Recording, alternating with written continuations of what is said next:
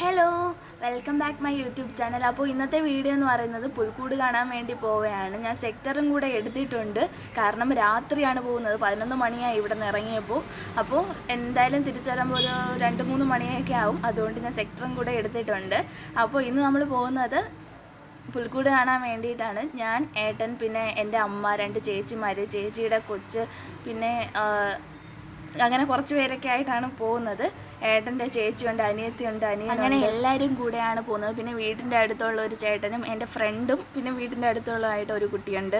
പിന്നെ ഇടയ്ക്ക് അവരെ കാണാതായപ്പോൾ നമ്മളിങ്ങനെ കുറച്ച് നേരം വെയിറ്റ് ചെയ്തൊക്കെ നിന്നു.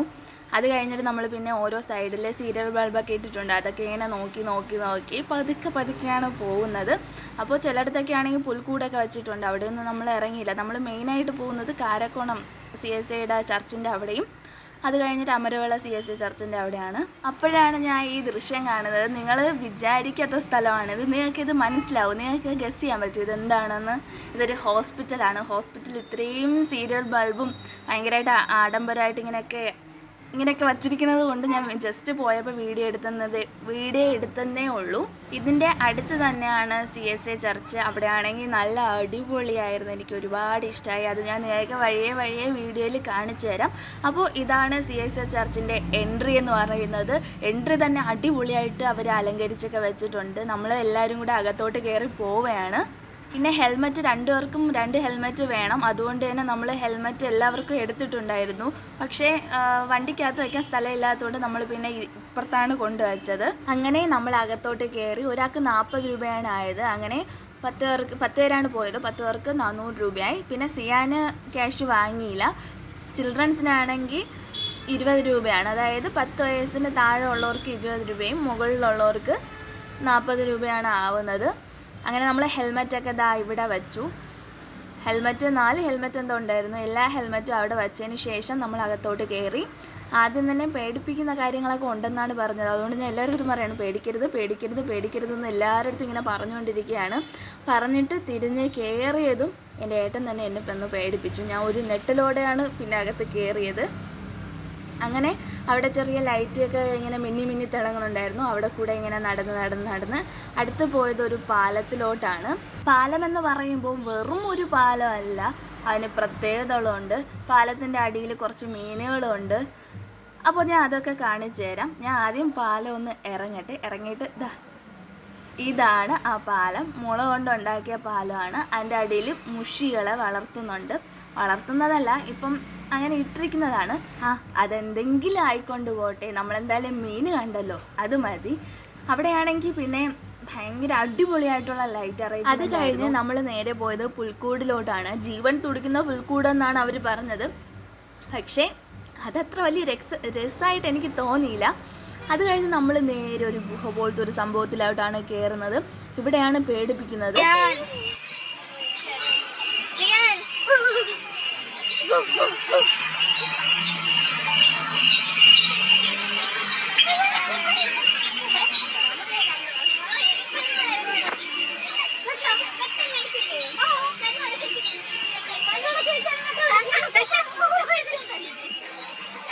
കണ്ടോ, ഇതാണ് ആ സംഭവം. വലുതായിട്ട് പേടിപ്പെടുത്തണമൊന്നുമില്ല, എന്നാലും ചുമ്മാ അഭിനയിച്ച് എന്നൊക്കെ പറഞ്ഞാണ് പോയത്. അതൊക്കെ ഒരു വൈബായിരുന്നു. എല്ലാവരുമായിട്ട് പോകുമ്പോൾ ഭയങ്കര രസമായിരുന്നു. അത് കഴിഞ്ഞിട്ട് നമ്മൾ പോയപ്പം ഇവിടെ ഭയങ്കര ഡിസ്നോയ്സാണ്, നിങ്ങളൊന്ന് ക്ഷമിച്ചേക്കാം. അത് കഴിഞ്ഞ് നമ്മൾ പോയപ്പം ചൂണ്ടയിടുന്ന ഒരു മനുഷ്യനെ കണ്ടു. അവിടെ നിന്ന് ഇങ്ങനെ നോക്കി ഇന്നപ്പോഴാണ് അവിടെ കുറച്ച് റേബിറ്റുകളെ കണ്ടത്, മുയലുകളെ കണ്ടത്. അപ്പോൾ ഞാൻ വിചാരിച്ചു അത് നിങ്ങൾക്ക് കാണിച്ചു തരാമെന്ന്. ഇവരൊക്കെയാണ് നമ്മളെ കൂടെ വന്നിട്ടുള്ള ആൾക്കാർ. ഇവിടെയാണ് മുയൽ നിൽക്കുന്നത്. നിങ്ങൾ കണ്ടോയെന്ന് എനിക്ക് അറിഞ്ഞുകൂടാ. ഇവിടെയാണ്, കണ്ടോ? ഞാൻ കുറച്ച് സൂം ചെയ്ത് നിങ്ങൾക്ക് കാണിച്ചു തരാം. ഇവിടെയാണ് മുയൽ നിൽക്കുന്നത്. അപ്പോൾ ഞാൻ വിചാരിച്ചു ഈ ഒരു മുയൽ എങ്ങനെ ഇവിടെ എത്തിപ്പെട്ടു എന്ന്. പക്ഷേ ഒരു മുയലല്ല, ഇപ്പുറത്ത് കുറച്ച് വേറെ മുയലുകൾ ഉണ്ടായിരുന്നു.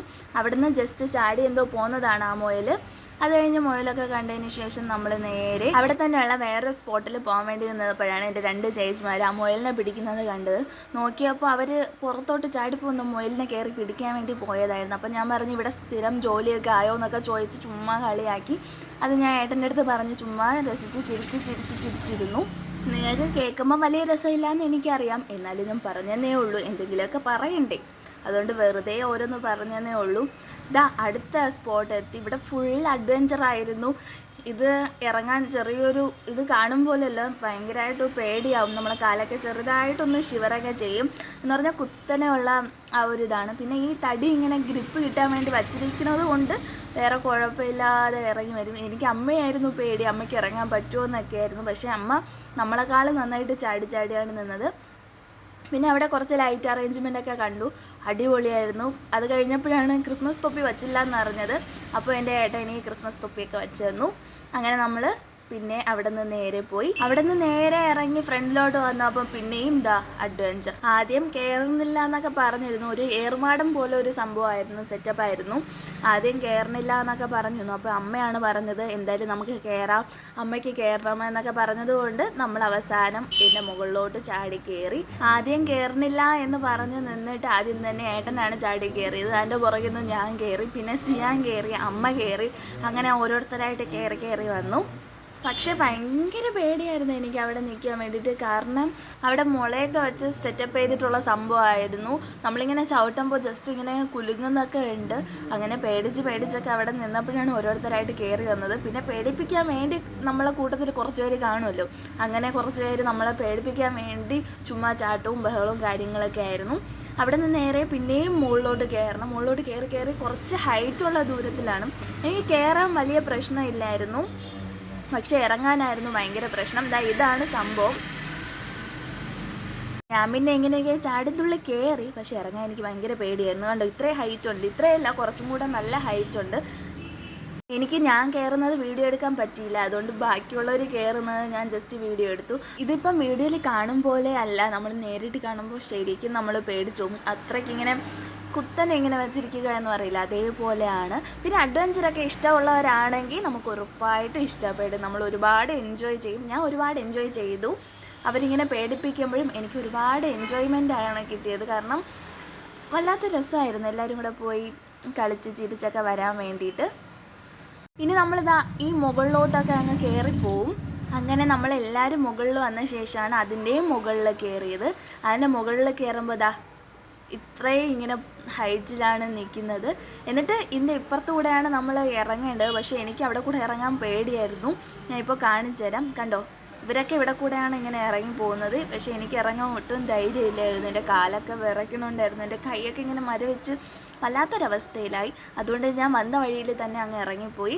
പക്ഷേ പിന്നെയാണ് ഞാൻ ഇങ്ങനെ ആലോചിച്ചത് ഇവിടെ കൂടെ തന്നെ ഇറങ്ങാമായിരുന്നു എന്ന്. കാരണം അതൊക്കെ ഒരു രസമല്ലേ, കുറച്ചും കൂടെ നമുക്ക് ആ ഒരു പേടിയൊക്കെ അങ്ങ് മാറൂലേ എന്നൊക്കെ.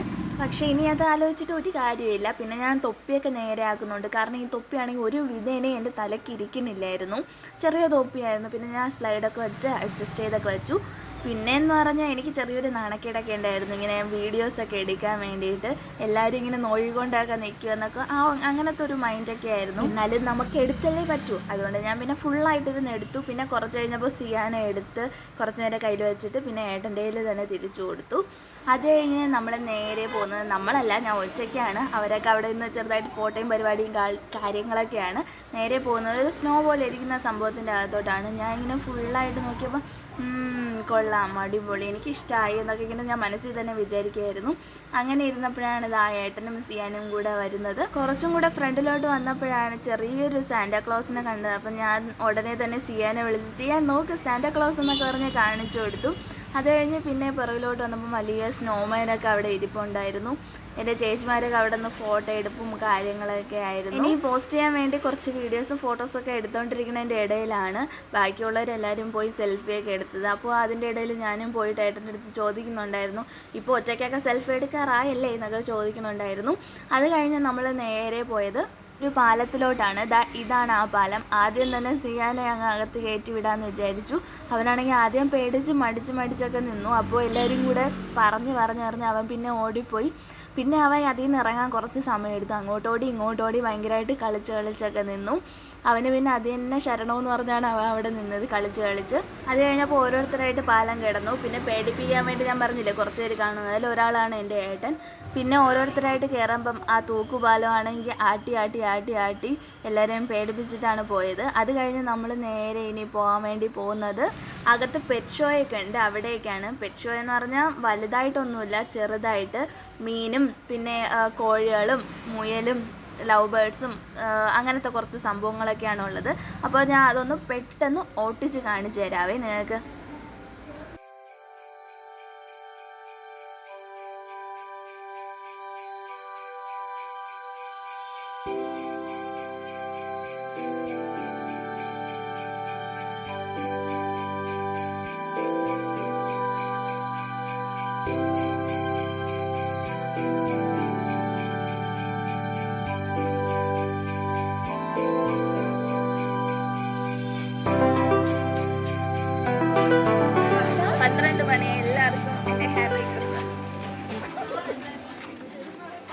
കറക്റ്റ് 12 മണിക്കാണ് ഞാൻ ഈ ഒരു വിഷ് എടുത്ത് വെച്ചത്. പക്ഷേ എനിക്ക് ക്രിസ്മസിൻ്റെ അന്ന് ഇടാൻ വേണ്ടി പറ്റിയില്ല. ചില തിരക്കും കുറച്ച് കാര്യങ്ങളൊക്കെ കൊണ്ട് ഇടാൻ വേണ്ടി പറ്റിയില്ല. എന്നോടൊന്ന് ക്ഷമിച്ചേക്കും നിങ്ങൾ. അപ്പോൾ ഇവിടെ കാണാൻ ഇത്രയൊക്കെ ഉള്ളൂ. ഇവിടെ എനിക്ക് ഒരുപാട് ഇഷ്ടമായി, കുറേ നേരം ഇവിടെ സ്പെൻഡ് ചെയ്തു, എനിക്ക് ഒരുപാട് ഇഷ്ടമായി. അടുത്ത് നമ്മൾ നേരെ പോകുന്നത് അമരവിളയിലോട്ടാണ്. ഇതെന്ന് പറയുന്നത് അമരവിള എത്തുന്നതിന് മുൻപ് ധനുചോരത്തായിട്ട് ഒരു പള്ളി ഉണ്ടായിരുന്നു. ആ പള്ളിയുടെ ചെറിയൊരു സെറ്റപ്പും കാര്യങ്ങളൊക്കെയാണ്. അപ്പോൾ ഞാൻ നിങ്ങൾക്ക് വെറുതെ എടുത്ത് കാണിച്ചു തരാമെന്ന് വിചാരിച്ചു. അങ്ങനെ ഒരുപാട് യാത്ര ചെയ്ത ശേഷം നമ്മൾ അമരവിളയിലെത്തി. എൻ്റെ മുടിയൊക്കെ ആണെങ്കിൽ ഒരുമാതിരിയായി, തലമുടിയും ഫേസും എല്ലാം ഒരുമാതിരിയായി. കുഴപ്പമില്ല, നമുക്ക് അഡ്ജസ്റ്റ് ചെയ്യാമല്ലേ. ഇതാണ് അമരവിള പള്ളിയുടെ എൻട്രി എന്ന് പറയുന്നത്. ഫുൾ ലൈറ്റ് അറേഞ്ച്മെൻറ്റും കാര്യങ്ങളൊക്കെ ഉണ്ടായിരുന്നു. പിന്നെ ഒരുപാട് ഷോപ്സും കാര്യങ്ങളൊക്കെ ഉണ്ടായിരുന്നു. അപ്പോൾ ഇനി നമുക്കിത് പെട്ടെന്ന് ഓട്ടിച്ച് കണ്ടുപോകാം, കാരണം ഇപ്പം തന്നെ കുറച്ച് ലോങ് ആയി വീഡിയോ. പിന്നെ ഇവിടെ വലുതായിട്ട് നമ്മൾ അഡ്വഞ്ചർ പോലെ അങ്ങനെയൊന്നുമില്ല, കുറച്ച് കാണാനുള്ള കുറച്ച് കാഴ്ചകൾ മാത്രമേ ഉള്ളൂ. പിന്നെ ഫുഡും ഉണ്ട്. അപ്പോൾ നമുക്ക് പെട്ടെന്ന് ഓട്ടിച്ച് കണ്ടുപോകാം.